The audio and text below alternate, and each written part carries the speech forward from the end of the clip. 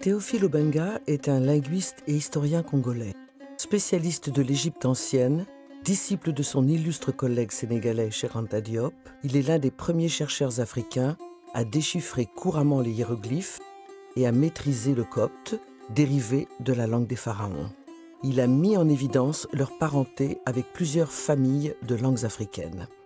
Le professeur Obenga, désormais installé à Brazzaville, a enseigné les civilisations africaines à San Francisco et dirigé le Centre international des civilisations bantoues, le CICIBA, à Libreville.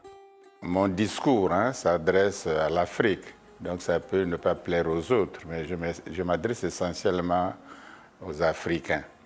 Vous dites la domination blanche, c'est-à-dire qu'ils ont dominé les Noirs. C'est une affaire de race. Je ne crois pas tout à fait que ça soit exact. Ce n'est pas les Blancs comme tels qui ont envahi l'Afrique noire. Ce sont les intérêts, les groupes d'intérêts, intérêts d'État, intérêts financiers des groupes, etc. C'est eux qui ont eu intérêt à venir... c'est un système qui a venir coloniser, si vous voulez, l'Afrique. Bon, comme ils sont blancs, on dit, bon, c'est les blancs, tous les blancs.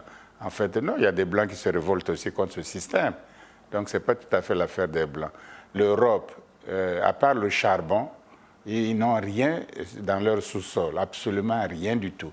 Ni cuivre, ni diamant, ni or, ni fer, ni uranium, ni tungstène, ni colbate, il n'y a strictement rien. Bon, ils ont cassé leur forêt depuis le Moyen-Âge. Ils n'ont presque plus de forêt, de bois. Alors, du coup, ils viennent, soit en Amazonie, casser la forêt, soit sur le continent africain, casser la forêt, tuer les éléphants, prendre de l'or, du diamant. Ils sont les premiers producteurs du diamant au monde, à Anvers, alors qu'il n'y a même pas un seul grain de diamant en Belgique. Anvers devient la capitale du diamant. Ils prennent ça en Afrique. Et comme ils avaient une certaine supériorité technique, bon, ils ont dominé. Et quand vous subissez ça un siècle entier, si vous ajoutez encore l'apartheid, et avant, il faut ajouter au moins 6 siècles d'esclavage, des millions et des millions, au moins 500 millions d'Africains sont partis en esclavage dans le Nouveau Monde, soi-disant. Alors, vous comprenez que l'Afrique était complètement déstructurée, complètement détruite, complètement. Et il faut féliciter les Africains qui, en un siècle, ont rattrapé quand même. Nous sommes nombreux maintenant, on occupe l'espace, et dans 20 ans, peut-être, on sera peut-être 1 milliard et quelques. Donc, on a quand même, on n'est pas éliminé. Parce qu'on peut être éliminé. Les Indiens ont été éliminés en Amérique du Nord. Ils vivent dans les réserves aujourd'hui, dans un pays de démocratie. Ils vivent dans les réserves. Donc, on les a éliminés, on les a écartés de la richesse nationale du pays, etc. On les a écartés. La même chose en Amérique latine, c'est les Espagnols, les Portugais qui dirigent là-bas. L'Espagne n'a rien, le Portugal n'a rien, mais là-bas, ils sont tout riches. Ils ont éliminé, tué tous les Indiens, les mettre dans les forêts, les réserves. C'est ça la violence de l'histoire de l'Occident, une violence extraordinaire. Les conséquences sont énormes parce que d'abord, c'est l'être humain qu'il faut détruire. Quand vous détruisez l'être humain, vous lui créez des réflexes. Aujourd'hui, nous avons des réflexes. Imaginez-vous, voilà la différence. Est-ce que le président Kwame Nkrumah peut prendre l'argent de l'Union européenne pour financer l'Union africaine? C'est impossible. Sankara ne peut pas le faire. Lumumba ne peut pas le faire. Sékou Touré ne peut pas le faire. Aujourd'hui, on le fait. Donc l'Europe continue à dominer. Comment voulez-vous, comme si l'Union européenne payait une union asiatique? C'est comme si l'Union européenne payait une association américaine. Comme si l'Union européenne payait une association, je ne sais pas, ils ne payent même pas la Grèce. Et ils viennent, vous payez l'Union africaine. Mais ça, c'est le plus grand crime. La même chose, quel est le pays du monde qui était malheureux, arriéré, pas développé, et la Banque mondiale, le FMI sont venus pour le développer. Aucun pays. Et puis on fait semblant de mettre quelques Africains dans ces structures pour les envoyer en Afrique. Pour que la Banque mondiale, le FMI, n'envoie pas les Africains qui travaillent là-bas en Chine, ou en Corée, ou en Indonésie, ou en Afghanistan, ou en Australie. Pourquoi ils n'envoient pas? Parce que c'est la colonisation. Et puis ces Noirs sont certes compétents, mais ils appartiennent à un système qui détruit l'Afrique. Comme si pendant l'esclavage, un autre noir peut surveiller les noirs esclaves sur la plantation. Il n'est pas moins esclave, hein, même s'il surveille. Donc les Africains qui travaillent dans les banques mondiales, ils sont esclaves comme nous. Ils sont aussi colonisés. C'est les illusions simplement. C'est ça le problème. Donc on a détruit la confiance. On a créé des réflexes de subordination, des réflexes de besoin de maître. L'esclave a toujours besoin du maître, il ne peut pas être libre. Et on leur donne le pays, ils viennent, on fait les accords, on fait ceci, ils font ce qu'ils font, c'est pire même qu'avant. Ils font des programmes d'ajustement structurel, ils viennent dire voilà, on va vous faire vos programmes, on va vous financer, on va vous endetter. C'est comme que les pays ont été d'abord colonisés, voyez-vous, donc quand même esclaves, colonisés, et aujourd'hui, c'est les pays les plus pauvres. Aujourd'hui, tu crois que Kwame Nkrumah serait au pouvoir et il aurait regardé le Mozambique, l'Afrique australe dans l'inondation sans réagir? Le président LCC, il est président de l'Union africaine, il ne réagit pas.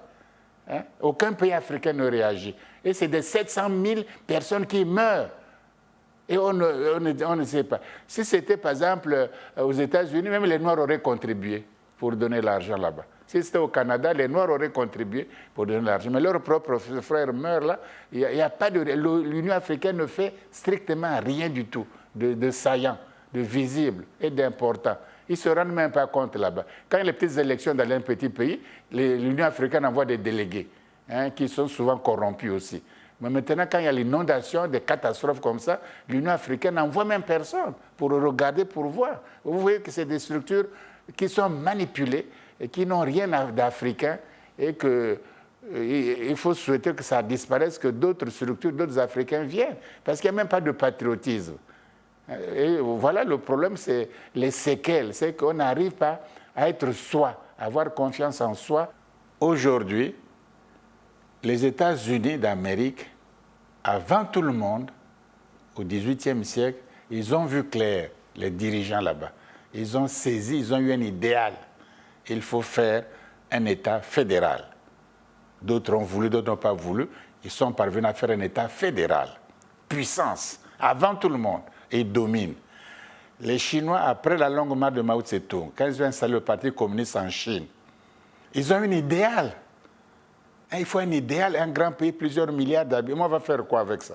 Il faut qu'on se construise, qu'on soit discipliné, qu'on travaille et qu'on ait notre place dans l'humanité. Les États africains aujourd'hui, les États-nations, il n'y a aucun idéal. On fait la santé, on fait l'école, on fait quelques routes, mais quel est l'idéal de ça? Quel est l'idéal? Il n'y a pas d'idéal. Et quand il n'y a pas d'idéal, vous ne pouvez pas avancer, vous tournez en rond, vous faites les élections, vous changez les constitutions, on vous applaudit, vous tournez en rond les partis politiques, on met en prison, on libère, on fait ceci, on fait des alliances. Ça ne va pas loin, ça ne va pas loin, ça ne dégage pas les énergies d'une nation, les énergies d'un pays, ça ne dégage pas. Tu vois, parce que il n'y a pas d'idéal. Il faut un idéal pour se développer. L'idéal de l'Afrique, c'est avoir un gouvernement continental, fédéral. C'est ça qui va sauver. Le pays est grand maintenant. Les États-Unis sont grands. Ils contrôlent même l'Amérique latine, le Canada, le Mexique, tout ça.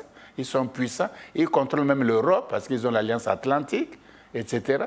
Et Trump, quand il parle, tout le monde panique. Hein. Quand il dit nous commercer avec l'Iran, celui qui va faire avec l'Iran, il boycotte. Ils ne vont pas, ils ont peur. Parce que les États-Unis en parlent. Ils sont puissants. Il suffit de dessiner un idéal. Il faut faire les universités africaines, parce que nous sommes même dans la modernité. Il y a les sciences, les savoirs modernes, c'est très compliqué, c'est scientifique. Si nous voulons vivre même ça, au lieu d'envoyer toujours nos éléments en Europe, enfin à l'extérieur, on peut commencer par faire des grandes universités sur le continent africain, au moins ça. Et puis pas seulement pour un pays, mais pour une région ou pour le continent. Et puis former la jeunesse. Et puis ils vont grandir avec d'autres idéaux, avec d'autres sentiments patriotiques. Et ils pourront plus tard, parce qu'il y a le changement, les jeunes ne restent pas éternels, on s'en va. Donc peut-être les futures générations, ayant été éduquées dans un certain patriotisme panafricain, pourront en ce moment créer d'autres structures africaines. Je crois qu'il ne faut plus que les banques mondiales, le FMI, viennent sur le continent africain. Il faut les interdire strictement, qu'ils ne viennent plus. Il ne faut pas qu'ils viennent parce qu'ils ne pourront jamais, au grand jamais, développer l'Afrique. C'est impossible. la Banque mondiale voulait vous développer, qui n'ont fait qu'un plan d'ingénieurs. Voilà, pendant 5 ans, 10 ans, nous allons former des ingénieurs africains dans l'agronomie, dans l'industrie, dans l'énergie, etc., dans les transports. On va former les ingénieurs africains. Voilà un plan qu'il faut faire. Mais il vous parle des problèmes d'ajustement structurel. Il ne faut pas augmenter les salaires, il faut faire les écoles, il ne faut pas faire les hôpitaux. Tu as déjà vu le FMI parler de l'école ici en Afrique? Ils n'aiment pas ça. Ils vous parlent des programmes d'agriculture, on va donner les aides agricoles, mais vous voyez bien que vous ne pouvez pas vous développer en faisant un champ de maïs. Hein. C'est un idéal. Je crois que ce faisant, et les Africains trouvent que c'est méchant, c'est violent, on ne respecte. Non, ce n'est pas ça. Chacun défend ses intérêts.